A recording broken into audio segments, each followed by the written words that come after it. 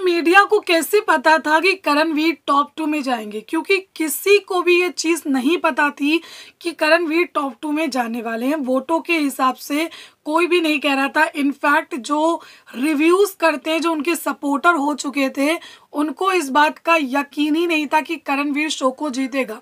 वो जब भी लाइव आते थे, रिव्यू करते थे, वहाँ पर पूछा जाता था उन लोगों से कि भैया करणवीर जीतेगा क्या, तो बोलते नहीं करणवीर तो नहीं जीत पाएगा। वो इतना श्योर होकर के बोलते थे, क्योंकि वो भी बाहर बैठे देख रहे हैं कि कौन किसको कितना सपोर्ट मिल रहा है। अब ये जो मीडिया है ना, वो अचानक से जब वो सपोर्टर वाला राउंड हुआ, सपोर्टर सपोर्ट करने आएंगे, तो उस दौरान सरिता जो कि फीफा फूस की है, उन्होंने एक सवाल ये पूछा था कि मतलब किसी को नहीं पता था जो शुरुआत में गेम नहीं खेल रहा है कि वो आकर के टॉप 2 बन जाएगा। तो चुम ने अंदर से रिएक्शन किया था, टॉप 2, इस तरीके से उसने रिएक्ट किया था। अब जब हर किसी को ये क्लैरिटी थी कि करणवीर टॉप 2 में है नहीं, तो क्या ये सारी चीज़ें पहले से फिक्स्ड थी? मीडिया को पता था कि वो टॉप 2 में जाएगा, क्योंकि वोटों के हिसाब से वो टॉप 3 में ही था। जितनी भी वोटिंग ट्रेंड आ रही थी, जितने भी पोल्स चल रहे थे, तो क्या ये सोशल मीडिया झूठा है या फिर जो वोट कर रहे वो लोग झूठे हैं? क्या झूठा है, क्या सच्चा है? तो एक बात तो सही है कि पहले से चीज़ें फिक्स हो गई थी।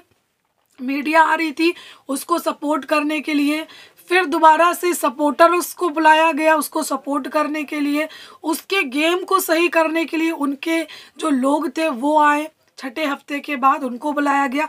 तो कहीं ना कहीं चीज़ें फिक्स थी, इस बात को आप मानिए, क्योंकि टॉप 2 में तो करणवीर था ही नहीं, लेकिन मीडिया को पहले से पता चल गया कि करणवीर टॉप 2 में है। अब टॉप 2 में उसको लेकर के ले जाया गया ताकि वो जीत सके। वोटों के हिसाब से नहीं जीता है, डेफिनेटली इन्होंने पॉलिटिक्स की है जिसके बाद जीता है।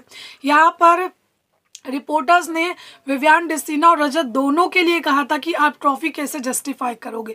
अब बताओ करणवीर ट्रॉफी कैसे जस्टिफाई करेंगे? उनको तो वोट्स मिले नहीं है इनके हिसाब से, कैसे ट्रॉफी को जस्टिफाई करेंगे?